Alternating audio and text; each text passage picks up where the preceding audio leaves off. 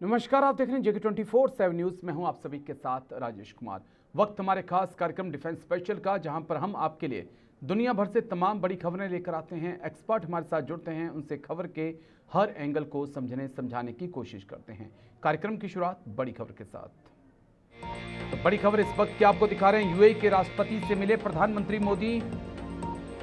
UAE पर हमलों की निंदा करते हैं, पीएम ने कहा। भारत यूएई साथ मिलकर आगे बढ़ेंगे, पीएम मोदी ने कहा। भारत यूएई के बीच एलपीजी का समझौता हुआ। तो बड़ी खबर इस वक्त की, भारत के प्रधानमंत्री मोदी और यूएई के राष्ट्रपति के बीच मुलाकात हुई है। बड़ी खबर इस वक्त की, यूएई के राष्ट्रपति से मिले प्रधानमंत्री मोदी। यूएई पर हमलों की निंदा करते हैं, पीएम मोदी ने कहा। भारत यूएई साथ मिलकर आगे बढ़ेंगे, पीएम ने कहा। भारत यूएई के बीच एलपीजी का अहम समझौता हुआ है। बड़ी खबर इस वक्त की, यूएई के राष्ट्रपति से मिले प्रधानमंत्री मोदी। जल्दी से ग्राफिक्स, उसके बाद अलग अलग तस्वीरें आपको दिखाएंगे और इस दौरे के क्या मायने हैं, इसको भी आगे डिकोड करने की हम कोशिश करेंगे। पीएम मोदी का यूएई का दौरा अहम क्यों? देखिए, भारत यूएई रणनीतिक साझेदारी है। भारत का प्रमुख एनर्जी सप्लायर है यूएई। तेल और गैस सप्लाई को लेकर यूएई भारत के लिए बहुत अहम हो जाता है। यूएई में लगभग 35 लाख भारतीय रहते हैं। ईरान के निशाने पर सबसे ज्यादा अगर कोई देश था तो वो यूएई था। 2800 से ज्यादा मिसाइल और ड्रोन अटैक ईरान ने यूएई पर किए हैं और भारत के साथ सैन्य समझौता चाहता है यूएई। कुछ वैसा ही जैसा पाकिस्तान और सऊदी के बीच में हुआ है। हालांकि अभी तक कोई इसके ऊपर फैसला नहीं लिया गया है, लेकिन यूएई ने, सूत्र हमारे बता रहे हैं कि इस प्रकार की डिमांड जो है वो भारत के सामने रखती है ईरान के साथ तनाव के बीच। इजराइल और यूएई करीब, अमेरिका यूएई करीब, और अब यूएई चाहता है कि भारत के साथ करीबियों को और बढ़ाया जाए। अलग अलग तस्वीरें आपको दिखा देते हैं, उसके बाद फिर एक्सपर्ट्स के पास चलेंगे। चर्चा की हम शुरुआत करेंगे एम्बियंस के साथ। तस्वीरों को प्ले कर दीजिए।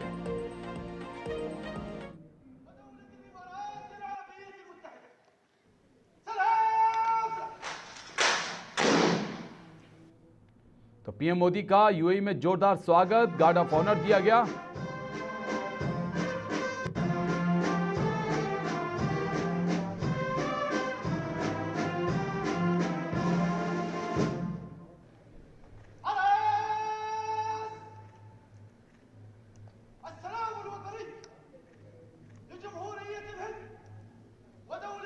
चलिए अगली तस्वीर प्ले करिए। तो F-16 ने पीएम मोदी को एस्कॉर्ट किया। F-16 भेजा था यूएई ने, बाकायदा प्रधानमंत्री मोदी के जहाज को एस्कॉर्ट करने के लिए F-16 यूएई की तरफ से भेजा गया था। उसकी तस्वीरें आपके सामने। नेक्स्ट तस्वीर,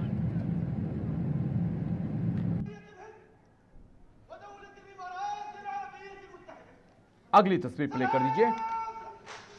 पीएम मोदी को गार्ड ऑफ ऑनर दिया गया है। मैं आपका हृदय से बहुत बहुत आभार व्यक्त करता हूं। और जैसा आपने कहा, मैं अपने दूसरे घर आया हूं। ये शब्द, ये भाव मेरे जीवन की बहुत बड़ी पूंजी है। आज भी जिस प्रकार से आपकी वायुसेना के जहाजों ने एस्कॉर्ट किया, ये भारत यूएई के बीच एमओयू भी साइन हुए हैं और भारत यूएई के बीच एमओयू साइन हुए हैं, कई अहम समझौते हुए हैं। हमारे पास एक और तस्वीर होगी, उसको भी प्ले कर दीजिएगा। भारत यूएई के बीच हमलों की हम कठोर निंदा करते हैं। यूएई को जिस तरह निशाना बनाया गया है, ये किसी भी रूप में स्वीकार्य नहीं है। ब्रदर, इन कठिन परिस्थितियों में आपने जिस संयम, करेज और विजन का परिचय दिखाया है, यह बहुत ही सराहनीय है। राष्ट्रीय एकता, सुरक्षा और क्षेत्रीय अखंडता को बनाए रखने आपके नेतृत्व में उठाए। तो चलिए, यूएई का अहम दौरा, 4 घंटे तक प्रधानमंत्री मोदी यूएई में रहे और यूएई के राष्ट्रपति के साथ मुलाकात हुई, कई एमओयू पर साइन हुए।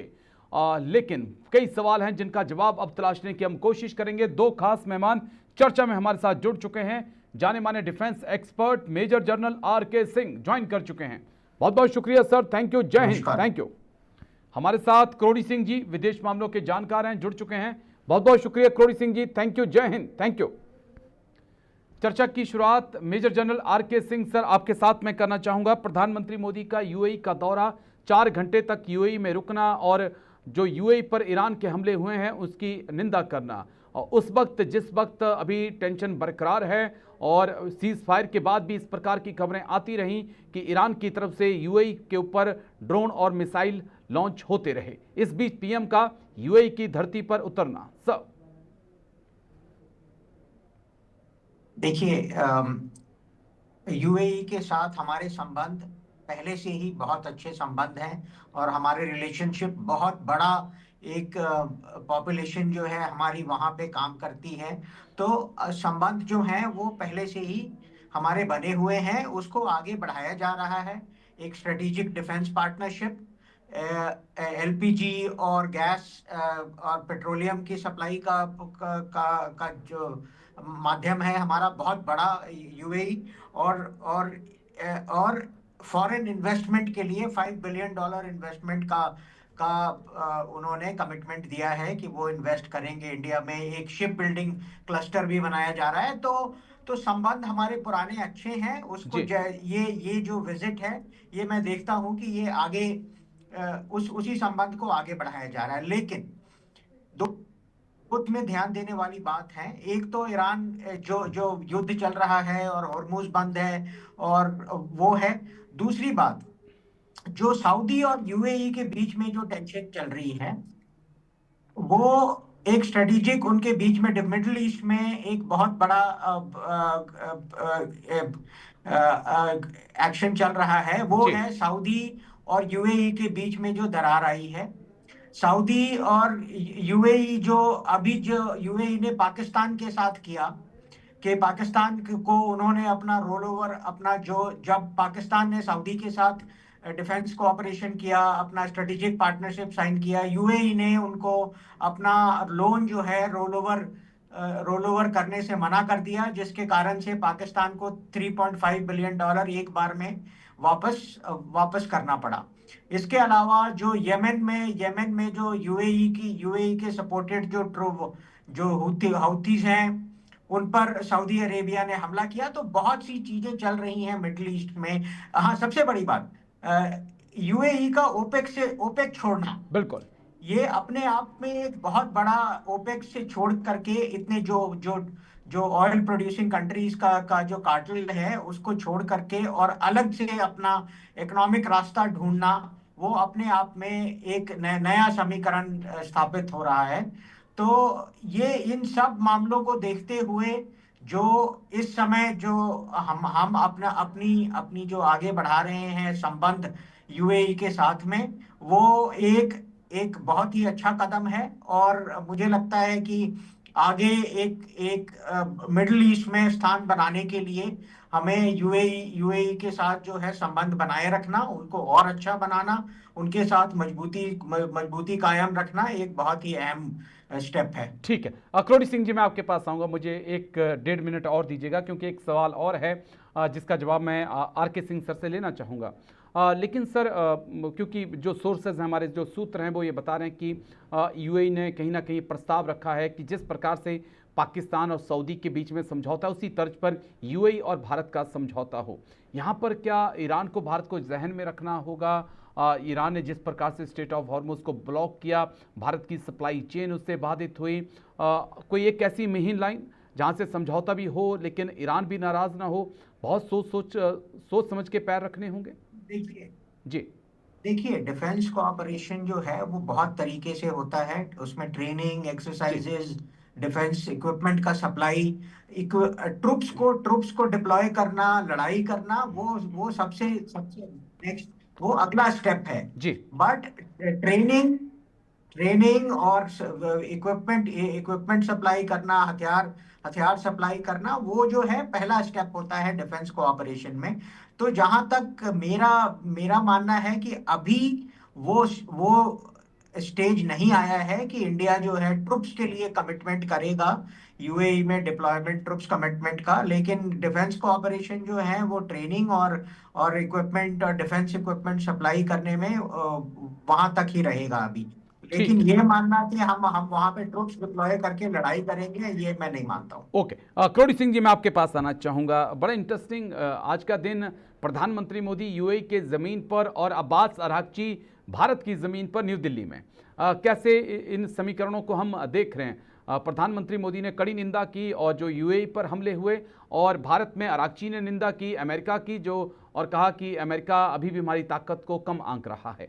कैसे हम ये जो समीकरण उभर कर सामने आ रहे हैं, भारत यूएई, इसको हम देख सकते हैं सर? क्या इम्पैक्ट होने वाला है खाड़ी के देशों पर इसका? देखिए राजेश जी, आपका लास्ट का क्वेश्चन मैं पहले लेना चाहूंगा। खाड़ी के देशों में क्या स्थिति है? जी, खाड़ी के देशों में लंबे समय से एक नए तरीके का रीअलाइनमेंट की प्रोसेस शुरू हो रही थी, समीकरण की।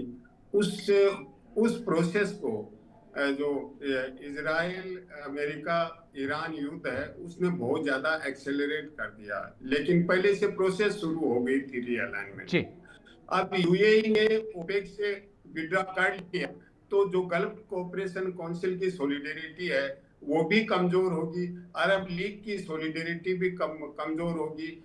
लेकिन भारत इसमें कहीं इन्वॉल्व नहीं है। भारत और यूएई का रिश्ता पहले से रणनीतिक पार्टनरशिप चल रही थी, और U2I2 का एक तरह का समीकरण बीच में यूएई, भारत, इजराइल, अमेरिका का पहले से चल रहा था। दूसरा वो एक कॉरिडोर है, India middle east Europe corridor है, उसमें इम्पोर्टेंट पार्टनर है यूएई। तो यूएई से कोऑपरेशन तो पहले से चल रहा है, कोई नया नहीं है।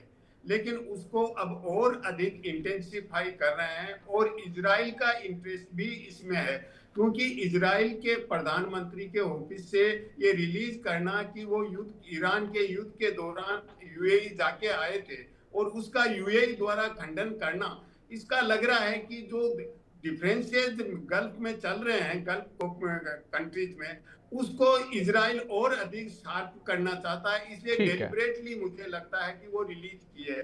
लेकिन भारत इन मुद्दों में नहीं पड़ना चाहता, और इसीलिए भारत आज की स्थिति में, जैसा पाकिस्तान सऊदी ने एग्रीमेंट किया, उस एग्रीमेंट तक अभी नहीं जा रहा है।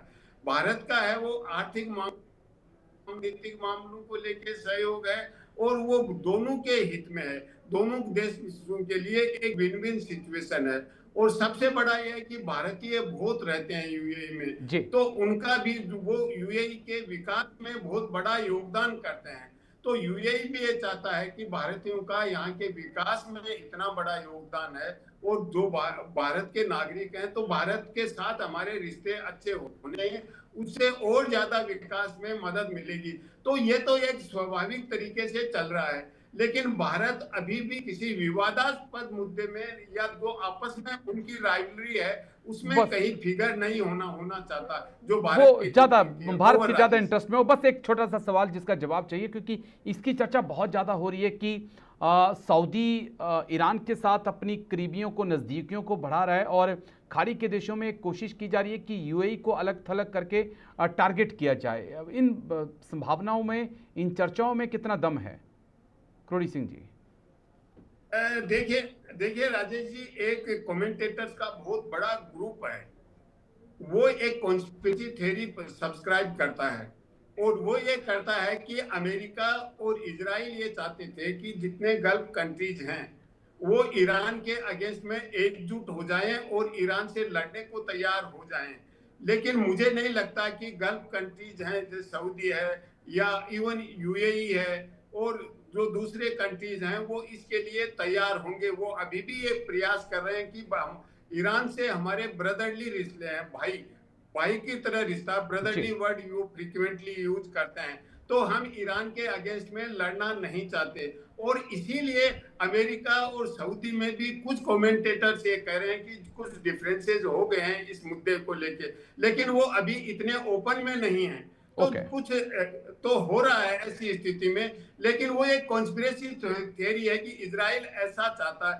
डेफिनेटली इजराइल चाहता हुआ, इजराइल का अपना इंटरेस्ट है, लेकिन यूएस है वो एक तरफ इजराइल को हथियार दे रहा है, दूसरी तरफ जो गल्फ कंट्रीज हैं, सऊदी है, यूएई, सबको हथियार दे रहा है। तो ऐसी स्थिति में कि अमेरिका को लेके यूएई में या सऊदी में अलग अलग तरीके की वॉइसेस रेज हो रही हैं, लेकिन अभी कोई इंटरेस्टिंग होगा डिसीजन ऐसा नहीं है कि एंटी अमेरिका वो हो।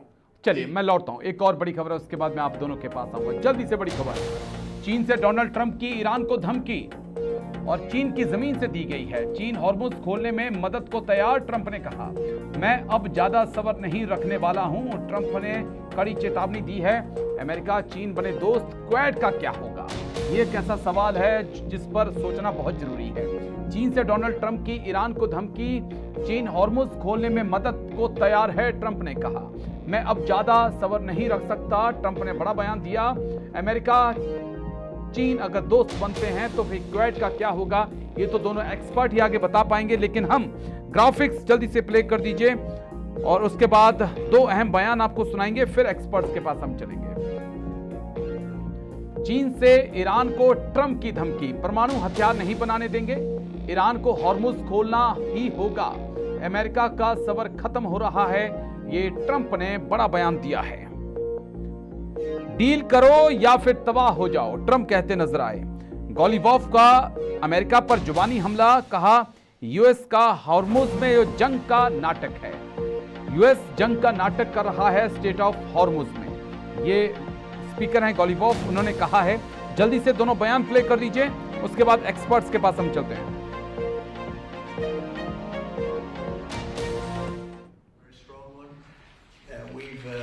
Really done some wonderful things, I believe.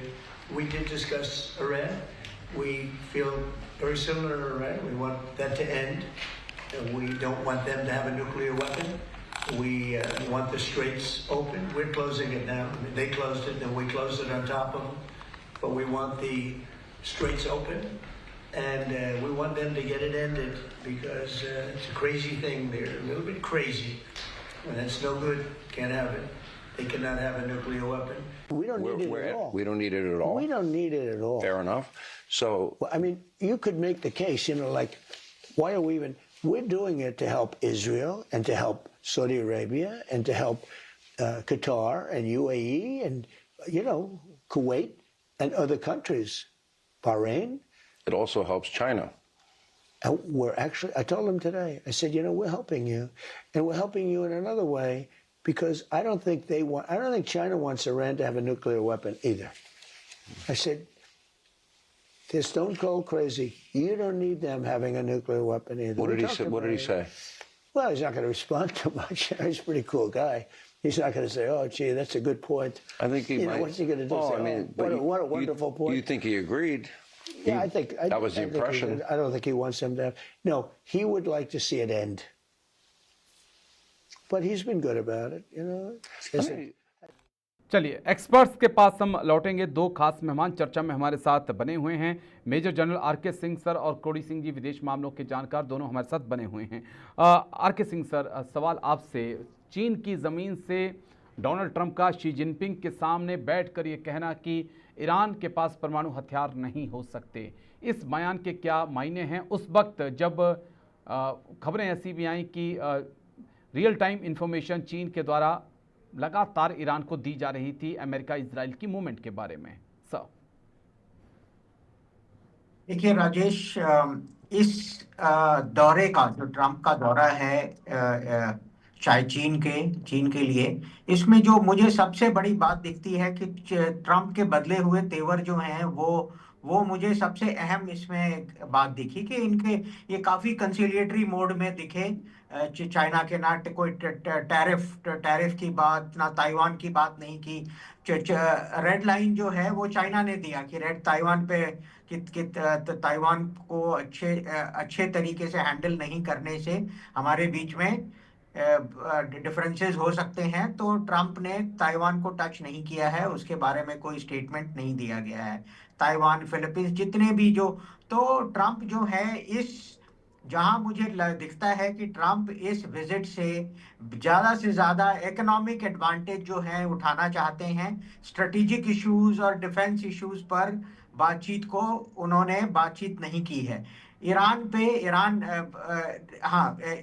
और होर्मुज के बारे में बात हुई होगी जरूर, लेकिन अभी तक जितना स्टेटमेंट निकला है, चीन की तरफ से कोई स्टेटमेंट नहीं आया है जी।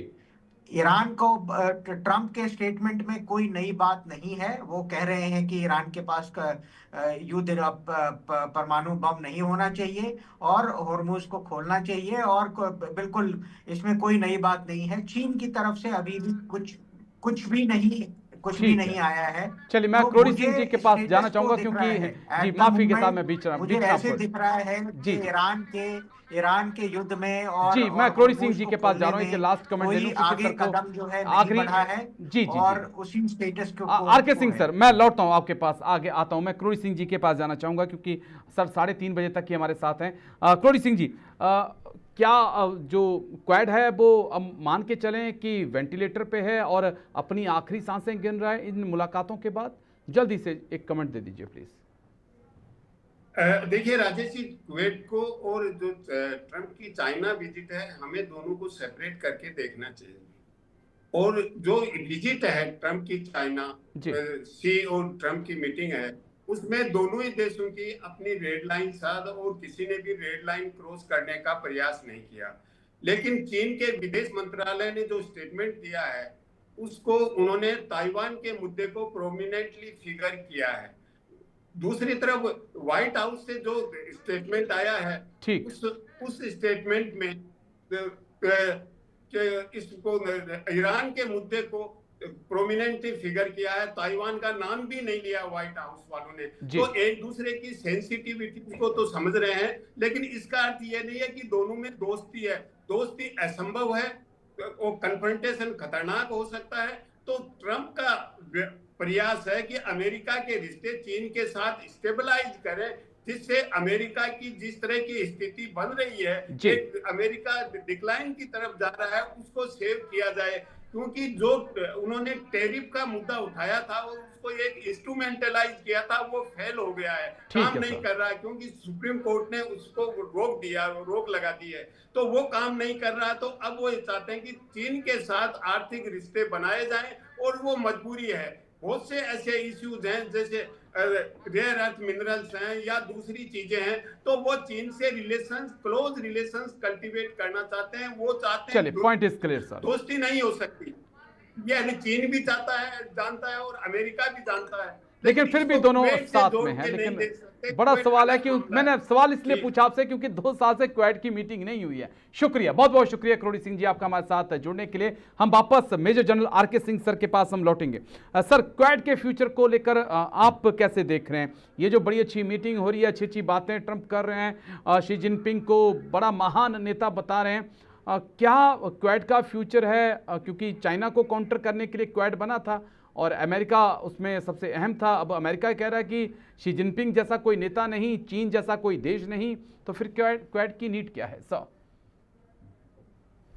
देखिए, चाइना और अभी एक मीटिंग पर एक स्ट्रेटेजिक इशू को पर जजमेंट करना गलत होगा।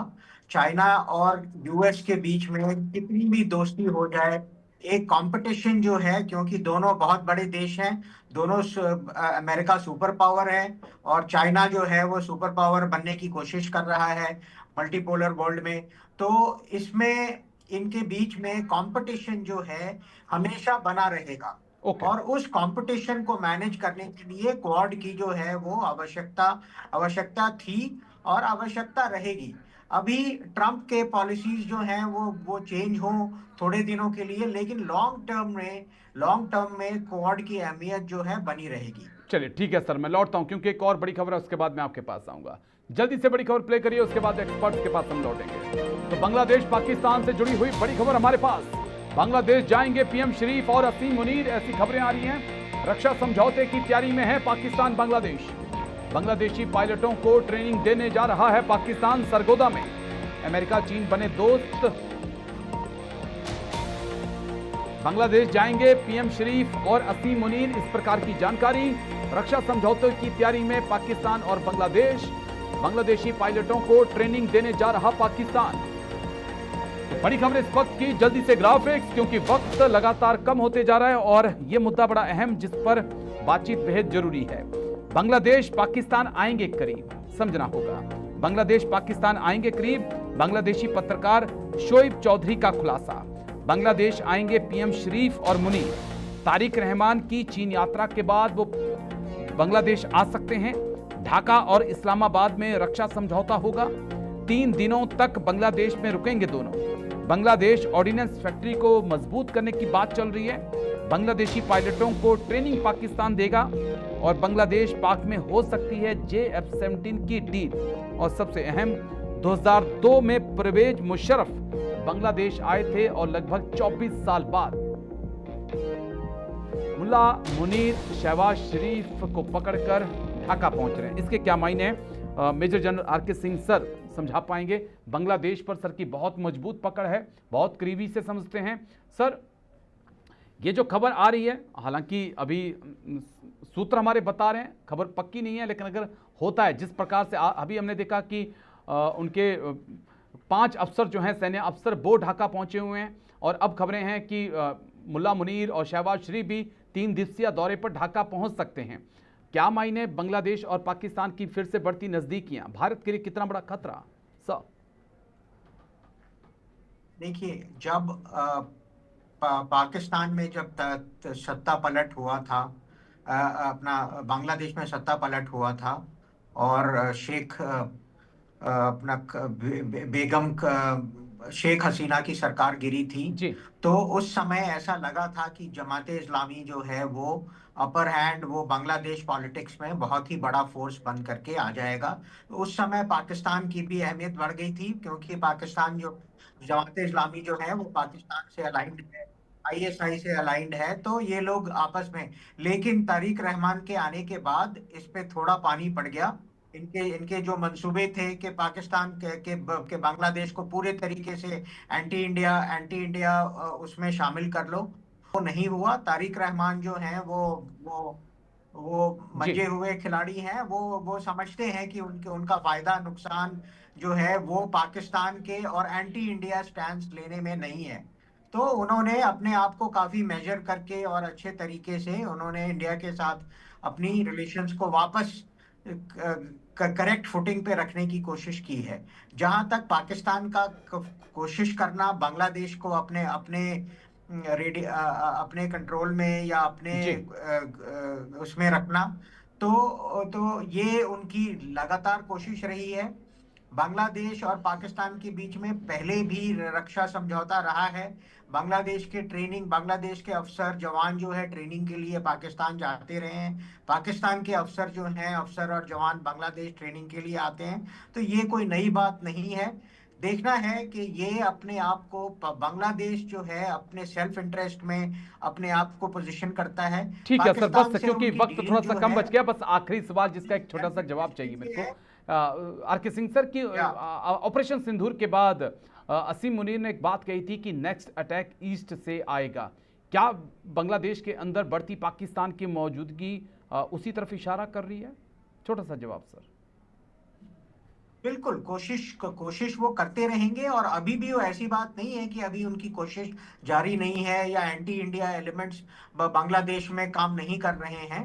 लेकिन मुझे लगता है कि बांग्लादेश को अपने हित में अपनी पोजीशनिंग जो है एंटी इंडिया पोजीशनिंग नहीं, उनको अपने हित की बात सोचनी चाहिए और पाकिस्तान को अपने आप को एंटी इंडिया एक प्लेटफॉर्म बनाने की जो कोशिश है पाकिस्तान की, उसमें वो बांग्लादेश को नहीं अलाउ करना चाहिए। जी चलिए, शुक्रिया, बहुत बहुत शुक्रिया आपका major general R K. Singh sir, बहुत बहुत शुक्रिया करोड़ी सिंह जी आपका भी मेरे साथ खास चर्चा में जुड़ने के लिए। तो डिफेंस स्पेशल में आज इतना ही, कल फिर होगी मुलाकात, दीजिए इजाज़त, नमस्कार।